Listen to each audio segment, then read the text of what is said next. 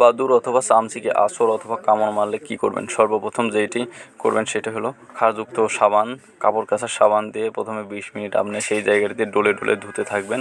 ধোয়ার পরে আপনি যত দ্রুত সম্ভব 24 ঘন্টার মধ্যে র্যাবিস ভিসি এই ইঞ্জেকশনটি নিয়ে নেবেন, অন্যথায় আপনার র্যাবিস ভাইরাসে আক্রান্ত হয়ে জলাতঙ্ক রোগ হওয়ার সম্ভাবনা আছে। এরপরে ডাক্তার যে কয়েকদিন ডোজ দেয়, হয়তো পরবর্তী দুই দিন আপনার ডোজ পড়তে পারে, এই নিয়মে আপনি ইঞ্জেকশনটি নিয়ে নেবেন, অন্যথায় আপনার অনেক ক্ষতি হয়ে যেতে পারে। আগের থেকে সতর্ক হওয়া উচিত।